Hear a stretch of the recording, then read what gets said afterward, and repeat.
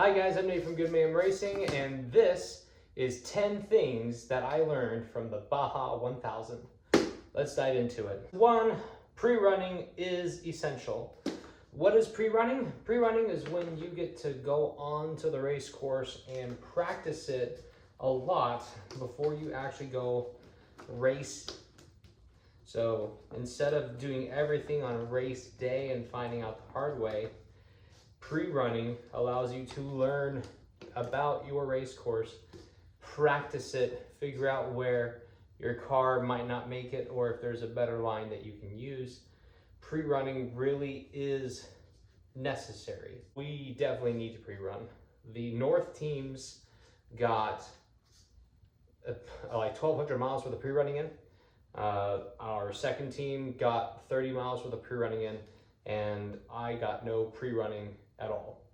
For the actual section that I was racing in, we did race it blind. That was the first time that I got to see the race course. Like my section was really race day. Fortunately, I had an amazing navigator, and that is actually my second lesson that I learned in Baja. Your navigator is essential. The person that is riding co-pilot in your car has to completely trust you with their life. Do them the courtesy of trusting the race with theirs. Fortunately, I had an amazing navigator, Thomas Schelliga. He did great. He was the reason why we completed our section. Your navigator is the most important person in the car. Out of everything that we raced, Thomas made good calls as a navigator way more often than I made good calls as a driver. There are some moments where I was able to see a line better than he was and I was able to take it, but as a general rule, what my navigator called out wasn't only right, but it was also the best thing for us in our truck. That was incredible. Lesson 3, bring a spare parts car. This is a car that's fully functional. It is a completely not race-ready vehicle, but it is a vehicle with all of your parts that you need. You can see a spindle over there who has valiantly died in our race for Mexico. And if I had a second spindle complete, we could have carried on the race. I think there were some other things that we needed to maintain too at the time, but for being able to just go forward at all, this vehicle does not drive well at all on 3 wheels. It really does need 4. So that spindle disconnected from the ball joint. We needed another spindle, and yeah, you could buy another spindle, but if you're going to do that, you need to have the hub, you need to have the brakes, you need to have the ABS ring, you need to have the ball joint, you need the upper ball joint, you need the dust cover, you need a whole bunch of parts just to have that spindle cut and paste to this. I couldn't just take the spindle on its own, take all of these parts out and put them back in. No, that requires a press. So this particular vehicle doesn't have the more future-proof Toyota designs where those things are readily replaceable, modifiable. This is very much a in-the-shop, needs rework type equipment. There was a 4Runner, a 3rd-gen 4Runner that was actually at the trailhead of one of the chase access points at VCP 89. I begged him for us to tear apart their car so we could keep racing. And they said if it had been their car, they would have said yes. But since the actual owner was on the race course in another race car, they couldn't do that. So if you're going into a desert race like this, especially in another country, bring a spare car to rob for your car. Some of the class 5 and class 10 guys have their own pre-runners that have the same suspension parts and hubs and equipment as the race car. That way they can use their pre-runner as his parts car. Some groups like the Kangaroo Racing guys and some other OEM style groups, they will have multiple chase vehicles that are the same build spec as the race car. That way they could just disassemble the chase cars and use them for parts on the race car to keep it going forward. Whenever Ford or someone like that brings a truck down to race, they will bring multiples of that truck as parts cars. Completely functional, completely drivable. That's the kind of thing you really need to have a decent chance of success in Mexico. Lesson 4, understand your fuel consumption. Anytime that you are in a desert race like this, braking is terrible, but losing fuel is worse. Because when your car has no gasoline, it's completely functional, but no gas. Our vehicle had an ace up its sleeve, twofold.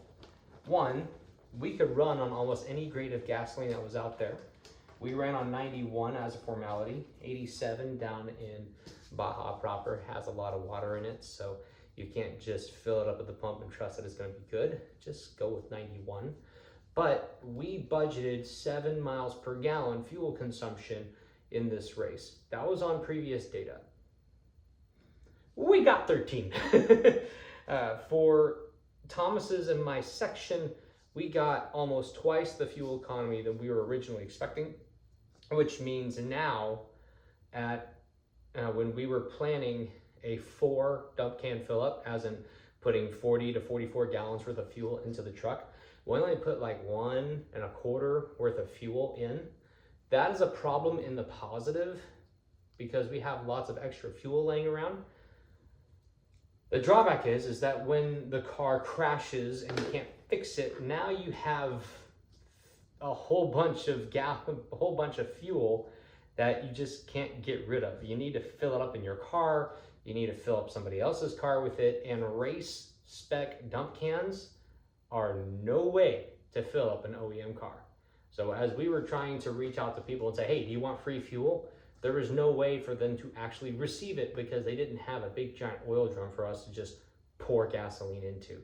So one thing that I would have done in this race has been a little more precise about our fuel consumption. I wouldn't have been as conservative about that if I had a better understanding of what my truck could do. Lesson 5, spare parts and tools on board. I had a lot of tools and I had a lot of parts, but they were neither the tools nor the parts we needed when stuff actually broke. I had stuff to replace axles if they were broken. I had stuff to replenish all of the fluids on board, engine coolant, oil, transmission fluid, stuff like that. None of that was actually the stuff that we needed when things broke. We lost 2 tire beads. We should have had an air compressor on board to help fill that up. We should have had some way to help seat those beads. I had spray paint, which is common in a lot of like off-road race cars, but having brake cleaner or something like that would have helped. Having multiple valves for tires, multiple, like, I don't know, whatever, the valves that go on the rim. Yeah, multiples of those. I didn't have any of those either. I didn't think that would be a problem, and it turned out that it was. So those kinds of things, the stuff that we didn't have, are the ones we could have used. The spindle, I don't think that would have been worth having on the truck as a spare, but the spare valves, the air compressor, and other little ancillary things like that would have helped us like take care of the tires. Yeah, that should have been on board. Lesson 6, leadership and judgment calls. I was the leader of the South teams. I'm also the leader of this overall effort. I took too much time to listen to people and try to find a good compromise and roll with it. It's a compressed time frame, right? It's not Congress where we have all of the time in the world to listen to another person's dissenting view and say, okay, where can we meet in the middle? No, I should have made judgment calls faster. I should have been more assertive as a leader, saying, you go do this, you do this, we are doing that, we are not doing that, deal with it. Lesson 7. Lesson 7, comms are everything. It's very hard to set up pits or coordinate chase or even just communicate with other race teams without good communications. One thing that we were not good at was giving our chase team timely updates on how we were doing. Anytime the car is stopped, we should be letting everyone know that we're okay, or if we're not okay, if we need parts or what we're working on. That did not happen on this trip. As the leader for the race team, I should have stressed that more to the guys to communicate like that while we were in theater. Number 8, satellite communications beat ham radios. I'm a ham radio operator, so it's kind of hard to say that, but the Garmin communications, like being able to text through the actual race equipment and chase equipment, awesome. Baller. Being able to see on the same device where people were and how they were doing, in addition to being able to communicate with them, class. Phenomenal.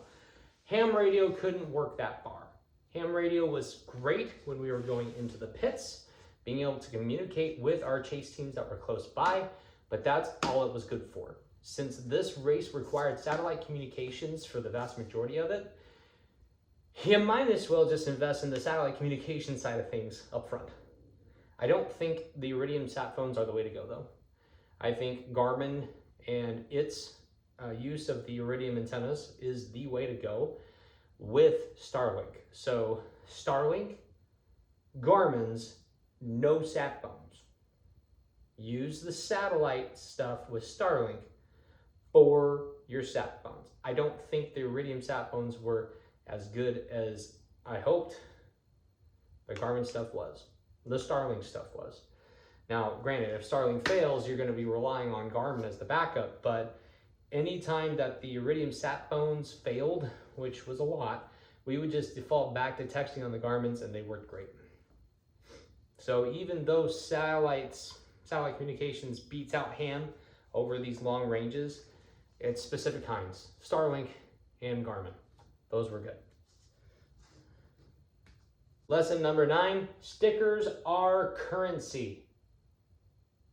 I mean it. We brought 500 stickers of Good Mayhem Racing specific ones, and we were out within a few hours. We probably gave away 50 of them before we got to the start of contingency, and we gave away almost all of the 500 at contingency, but we totally needed stickers during the race. Not for the race truck, mind you.